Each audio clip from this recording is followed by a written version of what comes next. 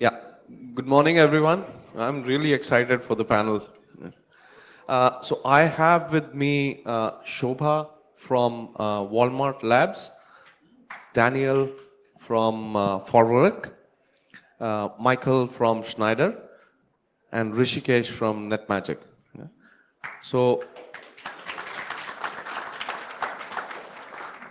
so before we start with the panel, I think if you can introduce yourself to the attendees, and then we will go ahead and start with the question answers. Okay.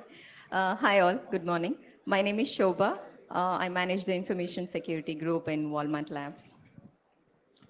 Hi, I'm Daniel Sizowski, and I'm the CISO of the Forward Group, responsible for information security. I'm Mike Pyle. I'm responsible for cybersecurity of the offers that our business develops at Schneider Electric. Hi, I'm Rishikesh. I head the business for managed security at NetMagic. All right. So the first question is, what are your viewpoints on past attacks that you have seen or experienced? You don't have to say, but specifically on IoT.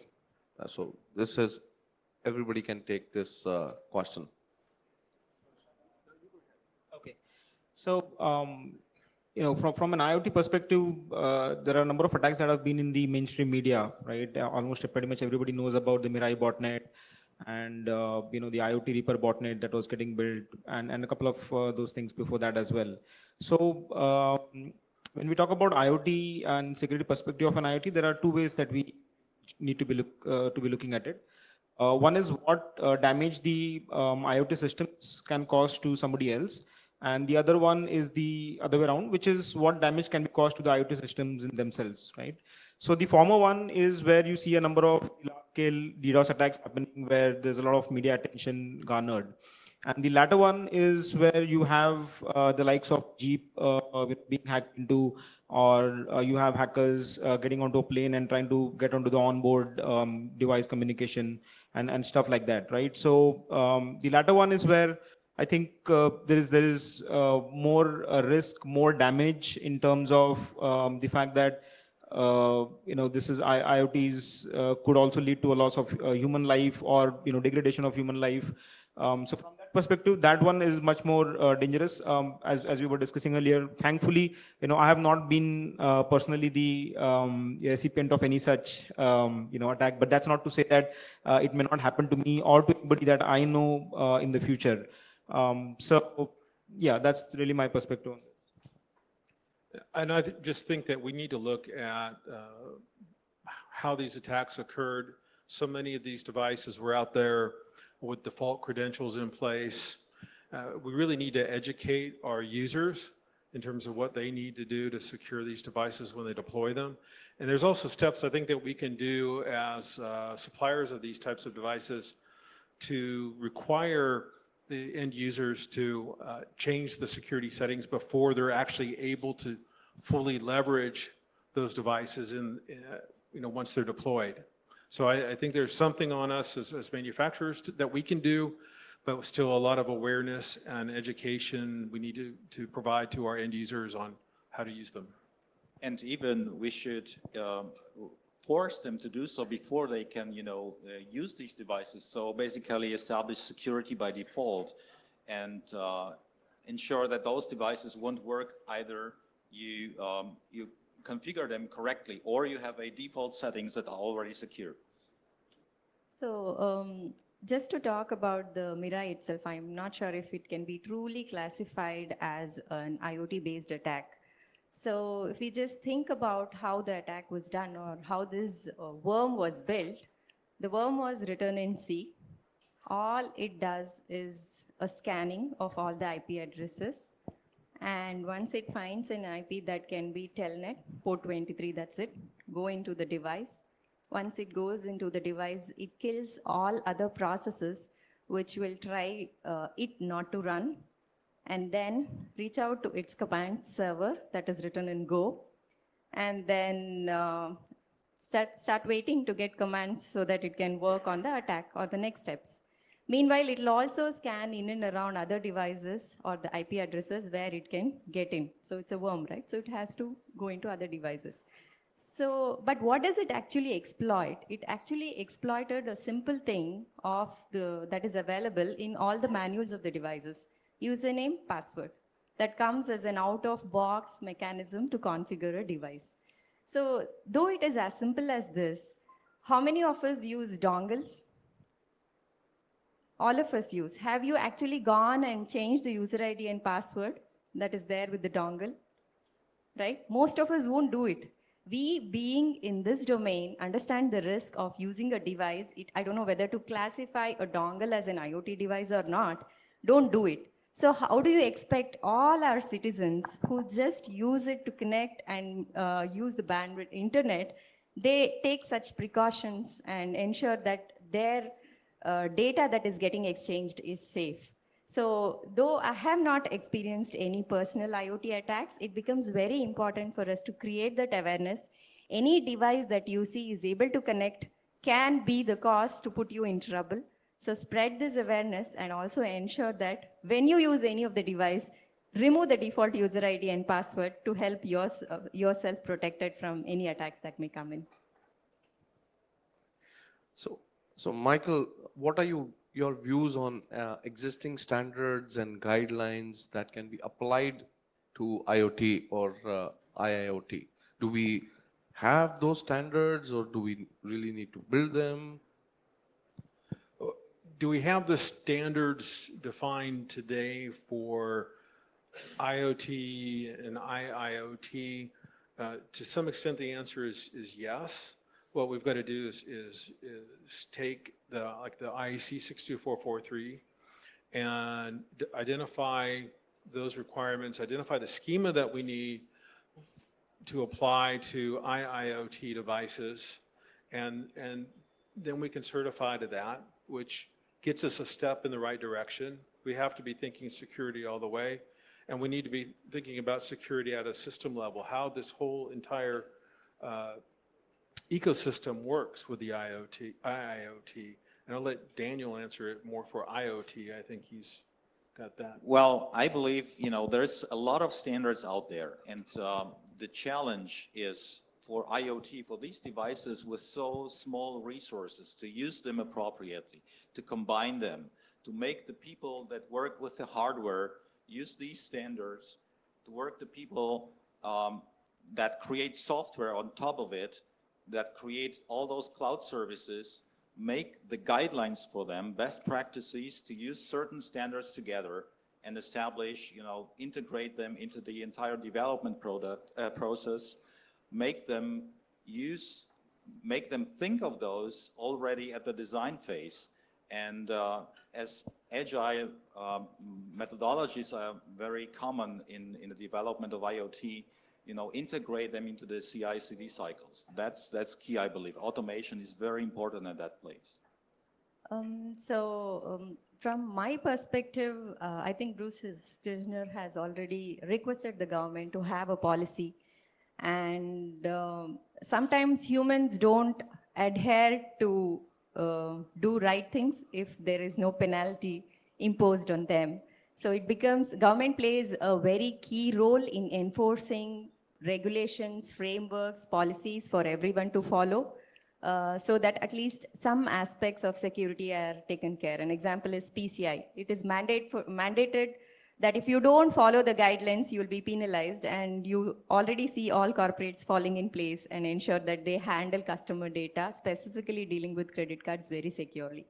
So IEEE has got 802.15.4, which gives guidelines on what IoT standards should be, IoT-based devices should be using when they do the deployments. And OASP has come up with a lot of guidelines, testing tools and tips that should be used whenever you are looking at IoT solutions. Okay. I think I pretty much agree with the rest of the panel that in general, we don't necessarily need a different set of, let's say guidelines and other things, because from a security perspective, we already have ISO 27001, we have standards which are there, which kind of do enumerate the best practices that should be there and what kind of controls that need to be put into place. And if you look at the IoT architecture as such, it's actually no different from what a typical enterprise architecture would be, right? The difference comes in terms of the scale. So in an enterprise, you might have 2,000 endpoints. When you roll out IoT, you probably end up with 20,000 or even 2 million endpoints, right? So the scale is something that's really important. But when it comes to security, the standards that are existing are pretty much ones that can be adopted to the current to the IoT environment as well. There's just one thing though, which is there could be certain classes of IoT devices which are far more crucial, like pacemakers or medical equipments, which could have the potential of causing damage to the human, to the human self.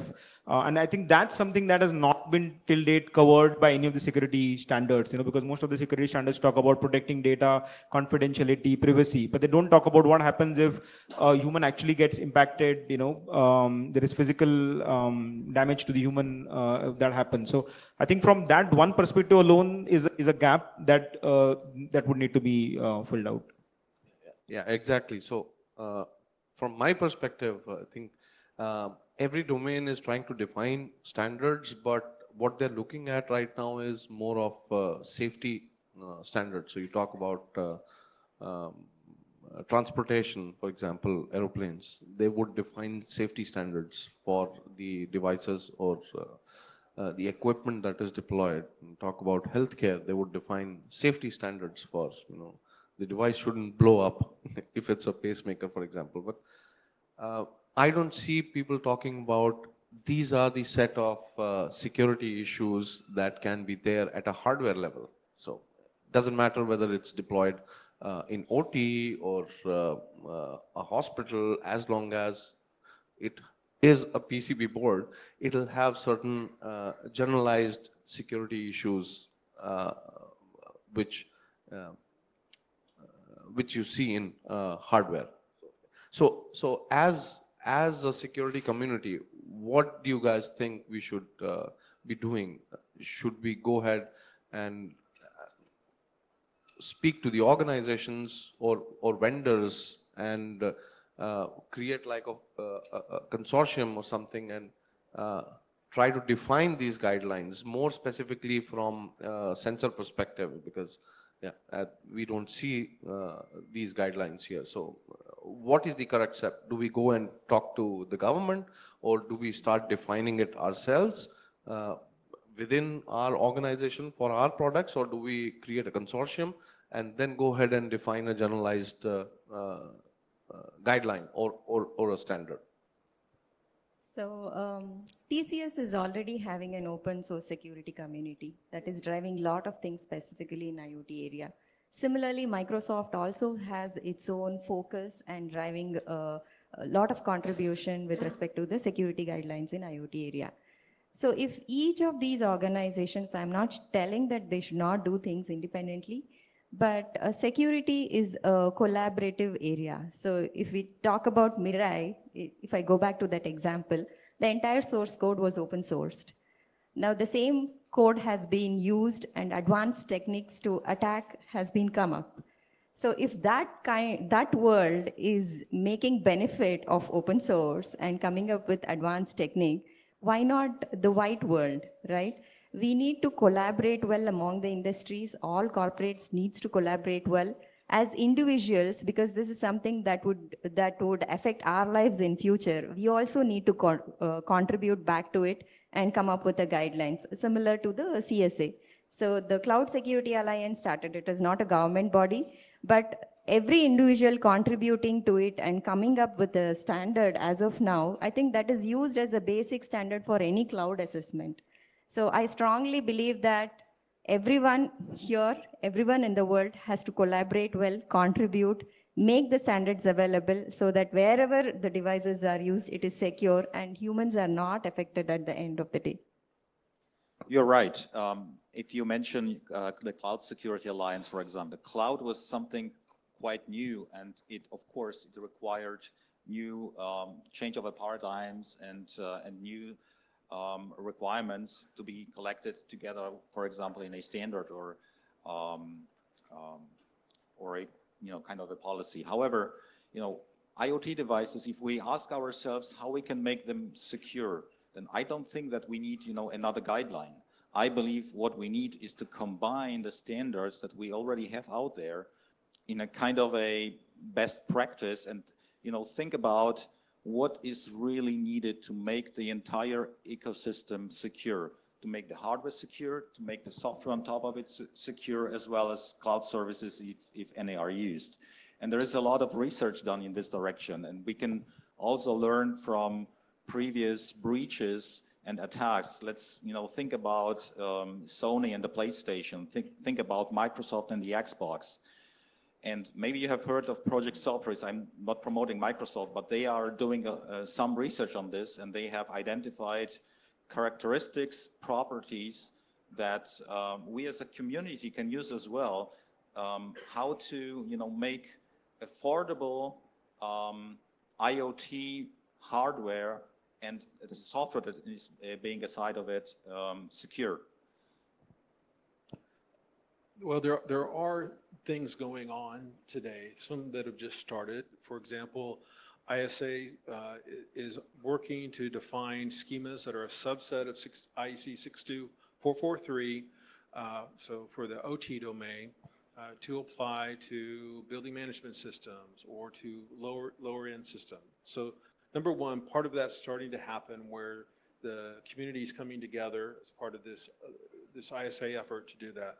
The other thing that's happening is that with the advent of IoT, there's been a lot of blurring of the lines between level 0 and level 1 in the Purdue model in terms of what is it process, what's it basic control. And so there's a new working group in ISA 99 for that as well, to start addressing security for the level 0/1 and really helping redefining what is level 0 and 1 in that model, because that's what the IEC standard uses as part of its framework for those things. So some of that work is starting to happen. Is it there yet? No, but it's beginning to happen. The other thing is that first of all, we need to define what is IoT, what is IIoT, what are those things, what is the scope that we're talking about when we're addressing that. And we also need to be looking at the solutions that we're providing. If we have a solution that is completely dependent on a connection to the cloud in order for it to function properly, that's a mistake. You have to have a system that can run, or most systems, I should say, any kind of critical system, certainly. You've got to make sure that you have the ability for that system to have some type of fail-safe operating mode if the connection to the cloud is lost. So all of that has to be taken into account in the design of these systems. And that's also where I think where we need to come together as a community to define how these types of systems need to operate. I have IoT devices in my home. Okay, if somebody wants to turn the lights on and off with a smart plug, I don't really care. But if somebody were to cause a pool, I don't have a pool, but if somebody were to cause the pool pump to cycle on and off rapidly and destroy the pool pump, then I would care. But the work is starting to happen. We're just not there yet. And there's probably more that needs to be imagined to be done in terms of pulling together what's already out there, because I agree with Daniel, pull together, we've got the best practices, we have requirements, let's just identify what's appropriate for where these devices play in the network. Yeah, just to add to that, I agree. We don't have to build something from scratch, again new. There are a lot of things in place. I think these new considerations specifically for IoT is something someone needs to consolidate and give us some framework or some guideline that needs to be followed. Yeah, a consolidation of what's already there rather than developing something completely new. Yeah, and if it requires any new additions to be included. Right. I think there are a couple of things when it comes to IoT devices, right? Let's say a lot of data gets collected about the user and about the behavior of the end user, whether it is smart cities or whether it is what your wearable watch and what have you. So then the question comes along: how do you maintain privacy of that data? So from that perspective, do we really need a new separate guideline around privacy just because it's coming, that data is coming from an IoT or an IoT device? I wouldn't think so, right? So the likes of a GDPR and the other privacy rules and regulations that are coming up around the world should pretty much suffice in terms of protecting the privacy of that information that is being collected by cloud providers, by the the IoT vendors or service providers, right? On the other hand, what makes IoT is these devices are out there in the field. Okay, so these are less protected from a physical access than what would be your typical enterprise router or switch or a firewall or any other such device, right? So if you have a CCTV camera in your building, or if you have a any other such device that could be easily accessed, and that access could then be used to make lateral movement onto different connected devices, right? And most of the IoT devices today are now coming up with P2P capability, so they allow you to move from one device to the other, right? So I think that's one key area where, again, existing rules and regulations or existing best practices and standards may not have thought through very thoroughly, and they may need to be let's say supplemented with additional best practices of doing it. Okay. So I loved your point, Michael, about the smart plug, because that's what even I keep talking about. So the criticality of the IoT device would depend on the purpose of that specific device. So if a smart plug is just powering on the TV, you wouldn't care. But let's say if the smart plug is powering on something on an OT environment or in a hospital, I think then the criticality or the whole nature of the product changes, just because of the deployment. So do you think that we need domain-specific guidelines for deployments as well as production for IoT devices, or we can have like a generic guideline for securing those devices? So again, we have a lot of that with the IEC 62443. It specifically says that you're supposed to define the criticality of the use of that particular asset and group those into zones that need to be at a common security level, and then make sure that that security level is provided for those devices. So you need to say this part of your network needs, these devices on your network need to be SL3, these need to be SL2, and these can be SL1. So that's provided in terms of assigning your end devices into zones and defining the conduits between zones and what you're going to allow to communicate in the OT world. Okay, I think less so in the IT world. And now when you're going to the cloud, that becomes yet another matter, and what you allow to come back from the cloud, what control you have happening from the cloud, I think needs to be looked at a lot, because in OT, we're different than IT. So we're about the operational process. So our priorities are safety, reliability, and then confidentiality relating to the operational process rather than CIA. So I just want to kind of bring out one more point from an architecture point of view. So we've been talking about whether guidelines and best practices are required, right? But from a security architecture point of view, if you look at it, the cloud actually plays a very important role in the entire IoT architecture, right? So all of the control, all of the upstream, downstream really happens at the cloud level.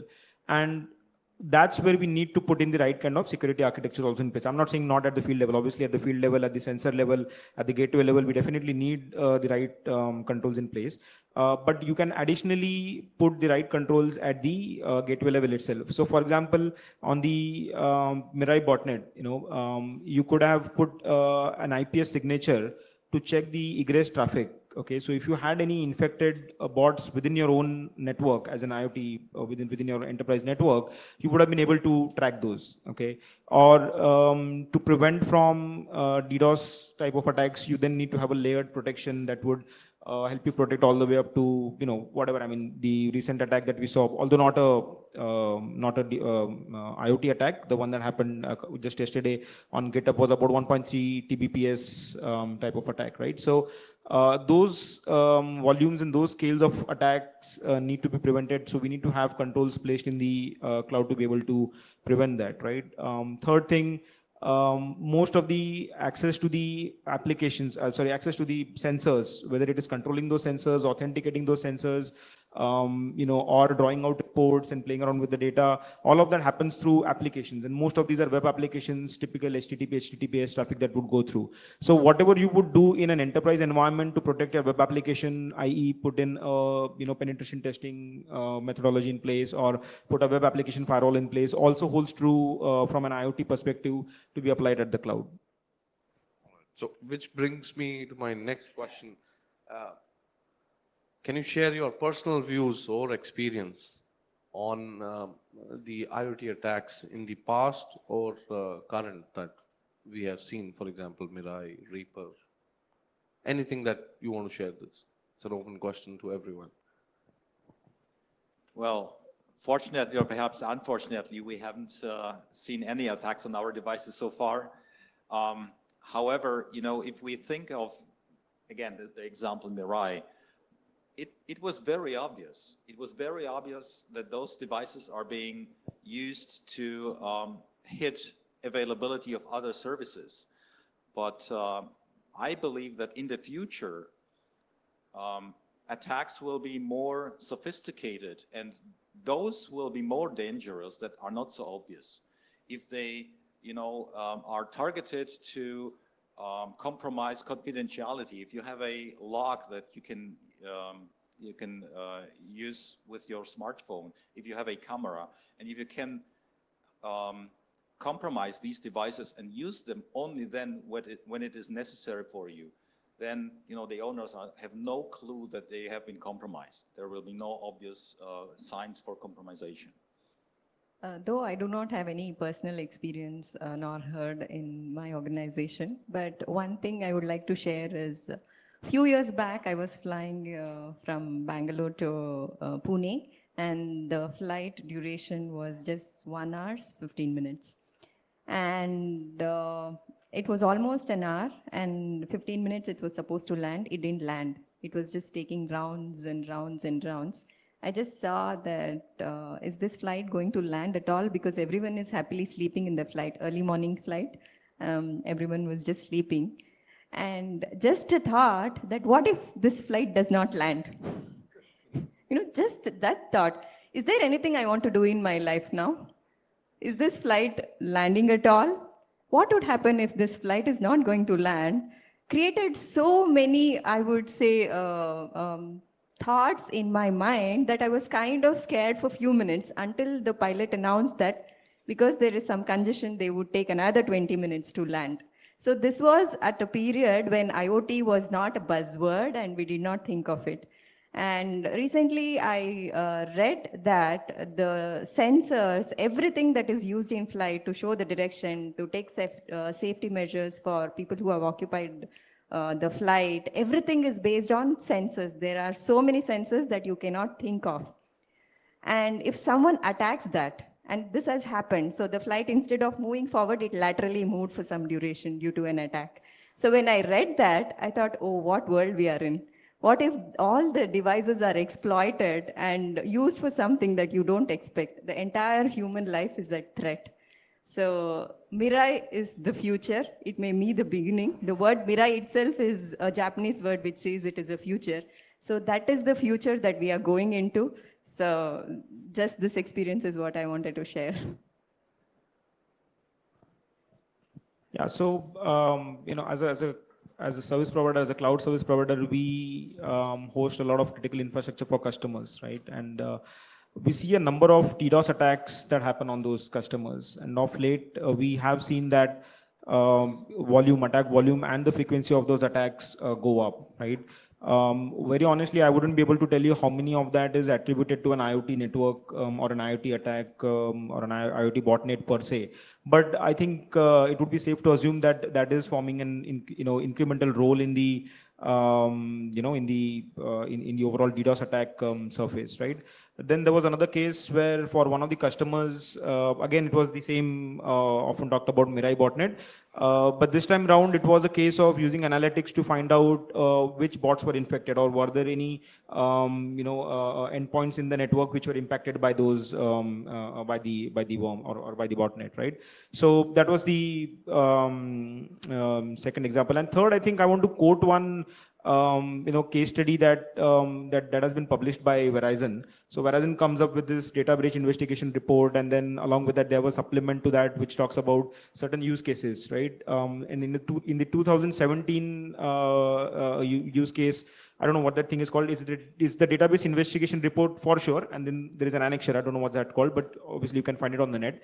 So there was this university who had almost 5,000 plus IoT enabled devices, and these were these soda machines, these were the light bulbs and all of that, right? And one fine day they suddenly saw a lot of network issues. So most of the users started calling back and saying that I'm not able to access the internet. And these guys had actually an air gap network. So the entire 5,000 IoT devices were on a separate network. However, what happened was they were using certain shared services. So the DNS server was common. So the campus network as well as the IoT network was using the same DNS server. And so it so happened that since once these 5,000 devices were actually broken into, they were contacting their command and control servers, right? And that was generating a huge amount of traffic. And because of that, the DNS server or DNS request actually slowed down. The legitimate requests were actually slowed down, right? So this was one example where not a huge damage was done, but definitely there was a lot of loss of efficiency because the students were not able to use the internet services from the campus for an extended period of time till they were able to actually clean the entire 5,000 devices. I mean, it's a very interesting read. You can look out for that report, and that gives details about how they went ahead cleaning those devices. So in a way, I'm my own IoT guinea pig at home. For me, a denial of service attack today is more of an inconvenience than any kind of real threat. I think the real potential threat that lies out there is somebody hacking into those cloud services that I'm linking my IoT devices to and doing a broad scope attack across many households, across many industries, for the more commercial IoT type of products. So I could imagine a criminal organization hacking into the company that I used for my smart door locks, and rather than remaining under the radar and then selling that information to criminals locally so that they could unlock my door lock for them and let them into the house and there'd be no sign of break-in, turn off the alarm, that type of thing. But again, going back to more the IIoT and the OT side, I think any type of OT solution that interacts with the cloud and gets controls from the cloud is dependent on the cloud. A denial of service attack could be very debilitating in that scenario. They don't even have to come in to really disrupt my process. So that's why we have to be very careful about how we apply IIoT and utilize the cloud in those types of solutions. The old saying, just because you can doesn't mean you should, I think applies here. And we need to be very discriminate in our application of the cloud and providing control back into the infrastructure that we're monitoring and accessing. Completely agree on that. So how do we define incident response, detection, mitigation for the IoT infrastructure? It may not be a reality today, but going forward, everything is going to be automated, right? So your hospitals, OT is already there. Transportation, hospitals, homes, offices. So how are we going to define incident response or detection and mitigation strategies for all the automation around us? Because that's going to be the future anyways. Okay. I think, sorry. I think one of the, I'm sorry for being a bit repetitive here, but one of the main things that stands out again when you talk about IoT and IIoT is really the scale. Okay. So whenever there is an incident, how do you manage the impact arising out of 1 million devices getting impacted? And when those devices get impacted, or when that breach happens, or when that incident happens, it's not just restricted to that particular service provider or that particular IoT network. It causes a lot of collateral damage as well. Okay, so a smart city that gets hacked into will impact the entire infrastructure of the city, which will lead to a lot more cascading effects and collateral damage. So incident response in this particular case, when it comes to IoT, and IoT needs to be more integrated with the law enforcement agencies, with the emergency response teams, which is typically not the case when a security incident happens. So if you have a web attack happening, or if you have a DDoS attack happening, or anything of that sort, you typically try to control it within your enterprise, within your own environment, right? You have more control over it. But in the case of IoT, I believe that a lot of coordination, a lot of integration would need to happen with the law enforcement agencies and the emergency response teams to ensure that impact on any particular system or architecture does not cascade and turn into a snowball effect.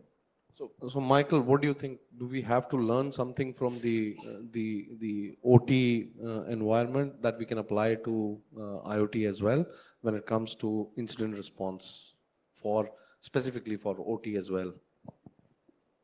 Well, in order to have adequate incident response, we need to be able to have the ability to have forensics in terms of and determine what actually happened. That's going to be a big part of it. So we need to make sure that our IIoT devices have the ability to do at least some type of logging if possible. The real monitoring of change, reporting of change, if simply we could have a sensor feeding into a wastewater treatment center, measuring the amount of chlorine going into the water. And if somebody changes the settings on that so that it underreports, and then the control system subsequently opens a valve to allow more chlorine in, something as subtle than that can impact many, many people.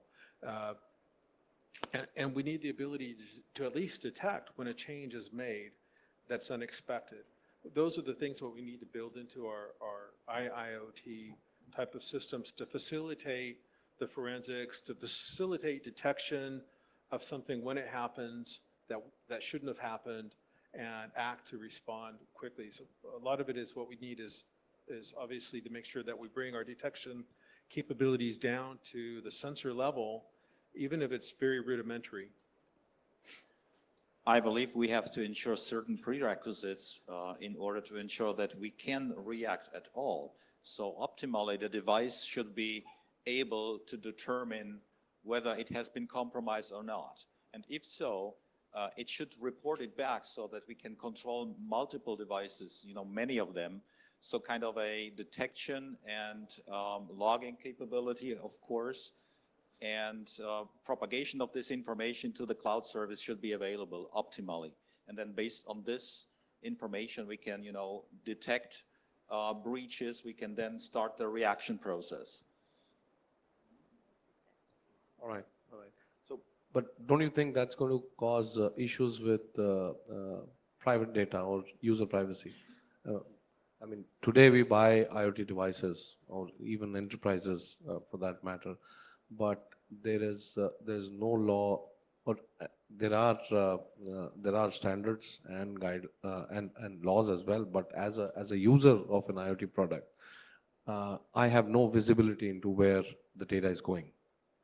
So, given in the future everything is going to be automated, don't you think it's going to cause problems with the users because they have absolutely no visibility about what exactly is going on in the device? Of course it would. And we don't have a solution for it as of now. I think IoT is a big threat, we have not yet prepared for it, and we got to be prepared, awaken, and start working on things which will help us to have some protection in future. I think, from a user privacy point of view, again, there is a certain unique thing that is there about IoT, right? Because even the government can actually have access to all of that information, right? So on the one hand, you have governments putting in policies around user privacy and how to protect, the enterprises and organizations from unwantedly benefiting from them commercially, right? But what happens when the government lays hands on that? Okay, so who then checks that behavior? Will we enter into a big brother monitoring kind of a mode, right? With most of the smart cities coming into picture, most of the things, everything getting connected, right? I mean, the personal devices getting connected to the internet, and I mean, so I think that's going to be a big challenge. How do you govern the government in terms of privacy? All right. So, yeah. So just before we finish, one final question to everyone. That's my favorite, and that's what the topic is. So, your forecast on D-Day, or as Michael beautifully put it, Skynet. Any futuristic attack scenario that you see will cause a lot of issues or cause a lot of damage to human life. Well, obviously, there's a lot of other technology that has to come into being before we have a Skynet in terms of artificial intelligence. But so stepping back from that a little bit, I think part of the answer is it depends on how disciplined that we are in our application of IoT and IoT. I've heard people, some people write that, well, we can just throw the Purdue model out the window. Anything can talk with anything now.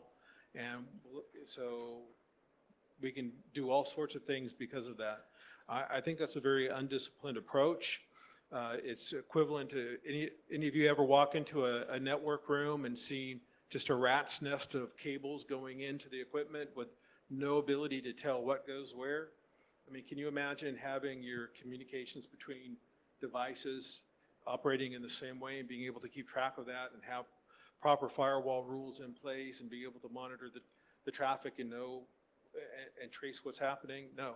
I think if we allow that to happen, if we lose our discipline in the application of these products, it's going to happen. We're going to have significant problems very rapidly. But if we can be disciplined in our approach and be sensible in how we deploy these types of products, then we'll at least buy ourselves some time until Skynet can really come about. I think until now we were paranoid about attacks and threats coming from certain areas.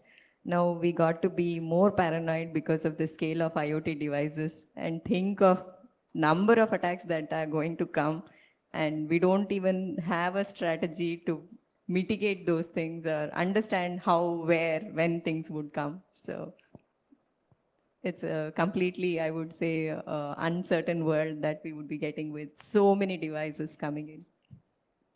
Exactly. If we don't make them secure and we just cannot trust those devices in the future, then, it will be extremely disappointing and, from my perspective, dangerous. All those attacks that are going to hit, confidentiality and integrity rather than availability, those will be more dangerous than we have known before so far. I think, Asim, D-Day as a word is very ominous. Okay, so it basically means that is the world going to end, or D-Day is the day when the world is going to end. Okay, I personally don't think IoT is going to make the world end, or any attack through an IoT is going to make the world end. And if it does, you wouldn't be there to say that I was wrong. So I can very easily make that statement, right? So I don't think that's going to happen. So what is really going to happen? So these are what we've been seeing happening since the last 2 years, 3 years, right? The likes of the attacks into Jeep, or getting into the onboard controllers in flights, or the Mirai botnet attack, the IoT Reaper attacks, right? So all of this have happened, right? We are just going to see more and more scale going forward. And again, I'm coming back to the point where I mentioned about human safety. So that's going to be one important area to be aware of. And the problem is that for example, let's say I may decide to not use any IoT devices myself, stay away from all of those, but that still doesn't make me immune to any IoT attack, because there's a lot of collateral damage that I could be subjected to, right? So that's the worrisome part. There is not going to be any D-Day as far as I'm concerned. We will continue to face attacks. We will continue to learn as and when these attacks happen, and we'll continue to adapt, to those attacks. And that's how it's going to be. In the typical enterprise security world, you have attacks that lead to loss of efficiency, loss of brand reputation, loss of data, and loss of privacy. All of those will continue to happen in the IoT world as well. So more jobs, more emerging areas to work on. Could I just add one thing too, Security. that, what's missing from the cloud is the intelligence, the artificial intelligence, but the intelligence lies out there in the minds of the malicious people, the criminals, et cetera. So really we have the infrastructure in place already for a massive attack coming from the cloud, controlled by the intelligence of people that are, so any of these systems that allow control from the cloud are subject to a type of Skynet type of attack, but the intelligence comes from the malicious people that have taken over that particular system in the cloud, and gives them a very broad reach across every house that subscribes to that service, or every industry that subscribes to that service. That's where our risk lies today, and I think that's very immediate. All right, so I'll end that with a yes/no question. So do you think we are going to see a true or a pure IoT attack that focuses on sensors and does really bad things? So whenever we are speaking of IoT, I mean, people not from the IoT domain think of thermostats, smart plugs and all, which is really not the case. I mean, as OT has already been there for so many years before the IoT term was coined, right?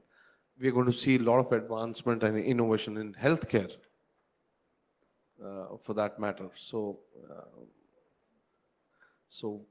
what do you think about? Since it's a yes or no question, I would say it's an emphatic yes. We have seen pure OT attacks happening, and IT and OT attacks happening, and we will continue to see those happening.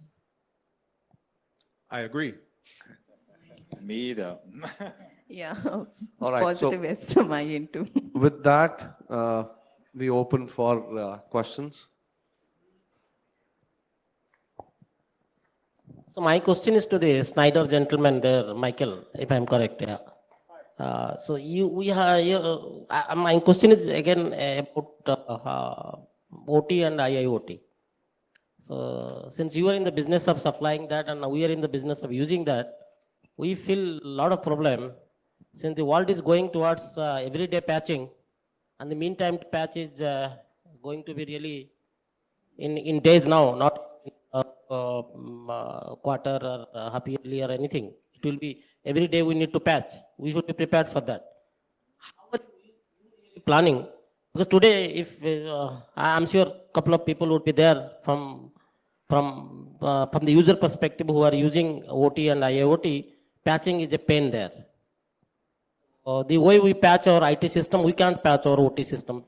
Neither all the OT patches has to be ratified by the vendors, and it takes a lot of time to be ratified, and then it comes and there is a manual, very archaic way of doing patching.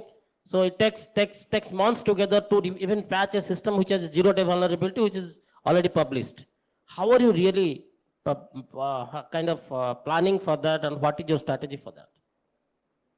Well, first of all, you're right. Patching in OT is very different than patching in IT, because your hands are somewhat tied as to when you can attack the, right, but you've got to, you don't want to take down the system to do a patch.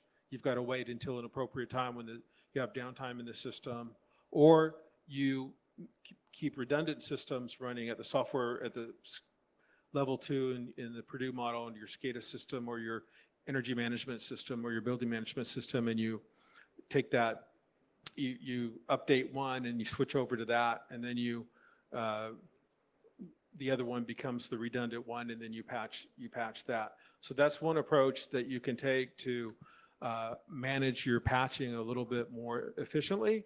And it's also very important in the OT world because you want to test your patches before you apply them to make sure that you don't break something, which is another issue that you have to be concerned about. But patching is a fact of life today. I don't know that there's any way around that because the hackers are very creative, and we've got to have the ability to respond and provide a solution to those. So what we recommend in the OT world is that you do have a staging area, you do have a redundant system so that you can stage your patches and evaluate them to make sure that they're not going to cause any kind of an issue. Because you're not just patching our software, you're patching the operating system that our software is running on, which is your standard Windows environment, right?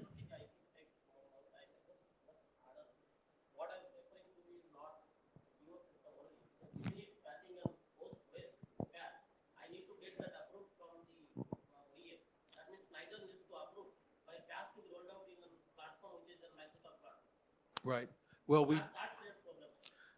which and it's a problem for us too. Obviously, we have to keep up with the patches from our vendors, whether it's we're using a Linux system or a Windows system. We've got to keep up with that. We do try to test our product as quickly as possible when a new patch is released, and have the relationships with the Microsoft and other vendors so that we know what's coming and that we can keep up with that. But obviously there is a lag between when the patch is released and when we can actually finish our testing. If I may supplement something, then I believe that for IoT, we have to change the entire architecture. The users don't have to bother about patches. We have to change the architecture and means of layered approach. Even if those layers are independent and separated from each other, then the device should identify that layer that is compromised and trigger patch automatically, and this will, change this entirely. And you can do that often in IoT because you can afford to have some downtime, but in OT you can't, because there will be a slight difference between OT and IT, especially IoT.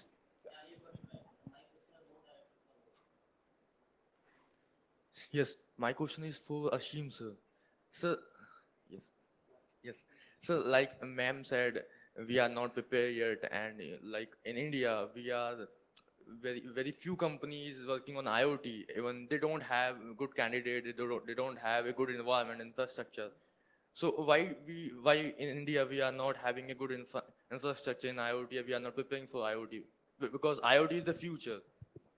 And we are lacking the things. People know, yes, IoT is the future. We all know that IoT is the future, but we are not going to do anything. We are not preparing for it. But why? Why it's happening? Good question. I think everyone is trying from their end.